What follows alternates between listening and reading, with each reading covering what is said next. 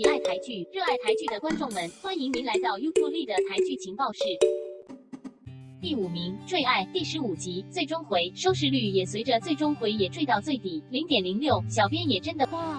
结局的走向，一切都在小编的掌握之上。游天乐最后虽然还是回到天庭，但方多米和他最后还是成功能在人间重新牵线。而比较意外的是，13生经过和游天乐的你死我活后，最后还是选择放手，成全方多米，不再跟他的死敌斗下去，从中阴间到人间当了坏人。那么93生也终于肯坦然接受天庭的处罚，感觉有点突然。如果前几集可以交代清楚他和游天乐在天庭时究竟用什么方法争取改变处罚，而天庭又为什么能够轻易答应了，这些问题如果可以解答，也许这个结尾会来得比较完美。当然，坠爱里的世界观算是在近年的偶像剧里比较特别的，那是介乎于神话和灵界之间的新 setting， 所以或许对像小编的观众而言并非太熟悉。总括而言，小编会给整部戏剧8分。听说爱奇艺台湾站快要被封了，如果想看这个月老谈恋爱的故事，就要趁早了。第4名，跟鲨鱼接吻第16集，汤小安也真的是走运了，明明自己能力不足，还要耍龌龊的伎俩，在温晶晶背后搞小动作，打算打倒她。正当大家以为汤小安终于要失势时，可惜现实或许像剧里面的一样，尽管全阙客上下也不喜欢他，甚至阙客的新老板 Steven 也要 fire 他的时候，齐振凯正需要像小安这样了解艾莎的人来协助他打败易飞扬，于是小安也瞬间由麻雀再次变回凤凰。不过另一边厢，杜艾莎和易飞扬单靠2人的努力也可以扭转困境吗？他们要对抗的是那个富可敌国的 EC 集团。齐振凯有钱又有权力，又刚收购了阙客易飞扬，他们想要以卵击石，恐怕不太现实，好歹也从旧公司先挖几个人走去帮他们吧。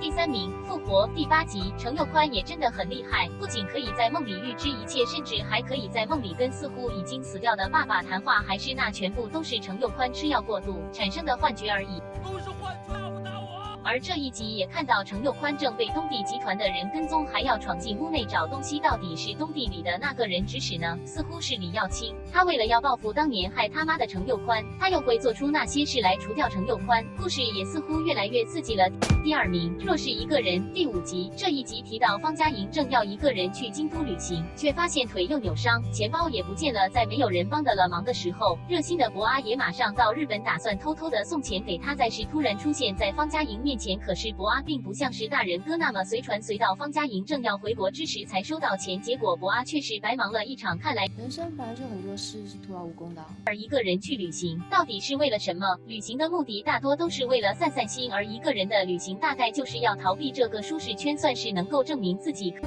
以习惯一个人生活。到底每个人会有哪些想法？小编不太知道，也许陈绮贞会告诉你。你离开我就是旅行的。